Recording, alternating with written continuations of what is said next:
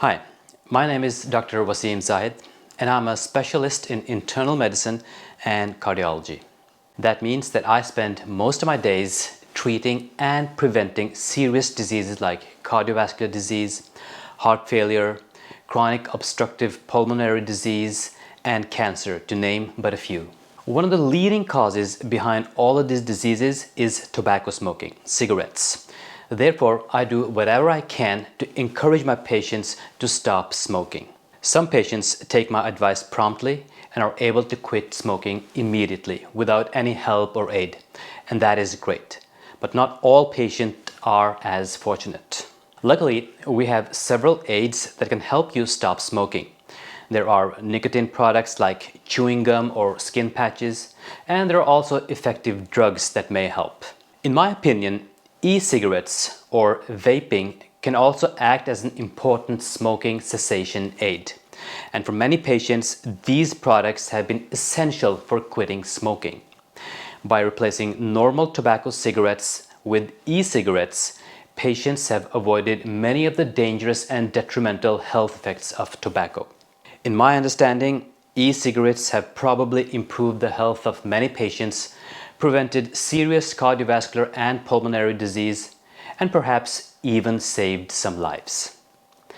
But with the rise of vaping and the increasing popularity of e-cigarettes, there have also been a lot of concerns regarding the safety of these products and whether they may have harmful adverse effects. After all, when you are vaping, you are inhaling different chemicals which may indeed harm your lungs or your body. Could e-cigarettes cause heart disease or even cancer? And if the risk of doing so is substantial, could it even offset the benefits of using e-cigarettes? These questions are important and understandably a cause of deep concern for many e-cigarette users. So, in an attempt to settle the disputes and sort out some of the controversies surrounding e-cigarettes, the Norwegian Institute of Public Health recently released an extensive report looking more closely at the potential adverse effects of vaping.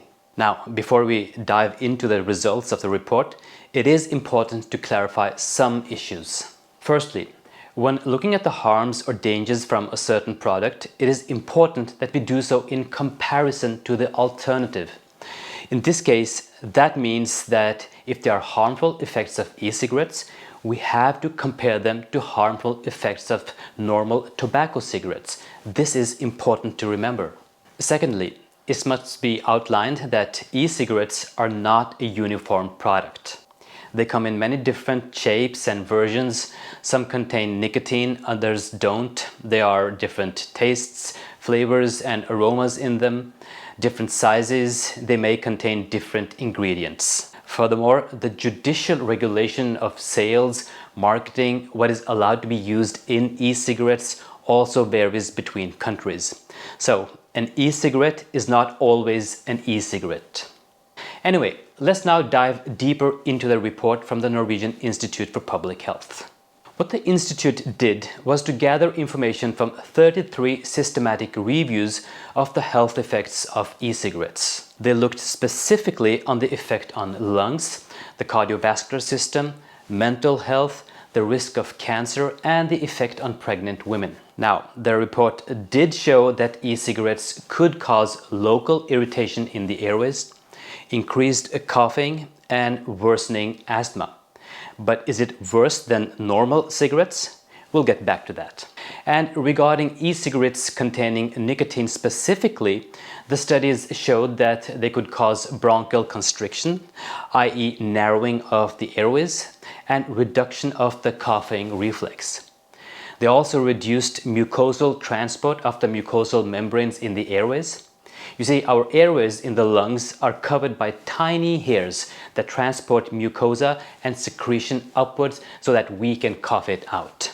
The e-cigarettes with nicotine also seem to cause more inflammation and weaken the body's defense system against bacteria and viruses.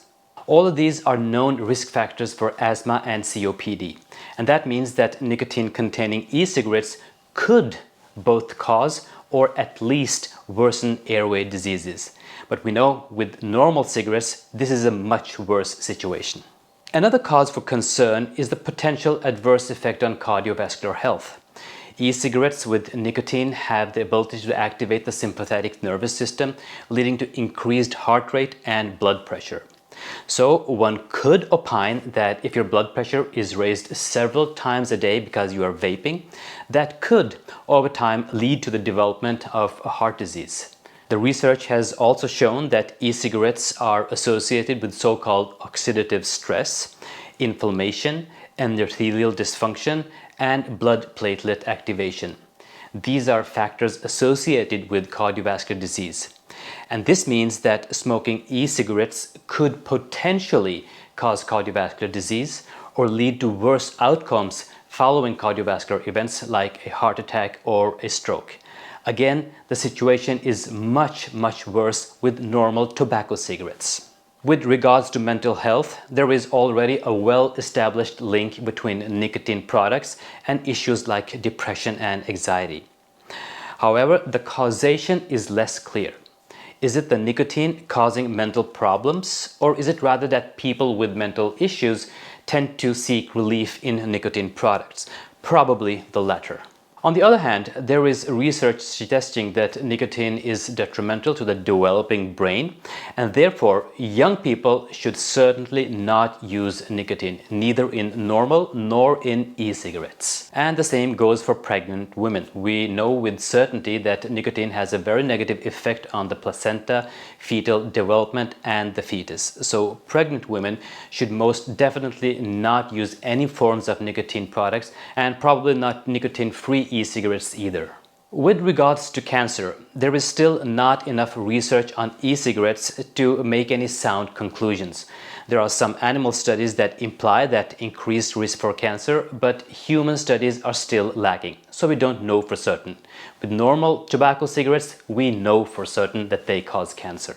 Okay, so what are the conclusions and what advice do I give to my patients? First of all, there is still quite a lot of uncertainty when it comes to detrimental health effects of e-cigarettes. We know more now than previously, but we still don't know enough. The reason for that is that we still don't have enough long-term studies. So we actually don't know for certain about the long-term effects of smoking e-cigarettes. Still, there are some indications that e-cigarettes might have some negative health effects. But, and it's a big but, as I stated earlier, we cannot look at the risks from vaping in isolation. We have to compare it to the risk from the alternative, which in this case is tobacco smoking. And while we don't know enough about the effects of e-cigarettes, we know a ton about the negative effects of tobacco smoking. Tobacco cigarettes dramatically increase the risk of cardiovascular disease, heart attacks, heart failure, stroke, pulmonary disease, and cancer. They reduce the quality of life, are detrimental to health in a number of different ways, and make you live shorter.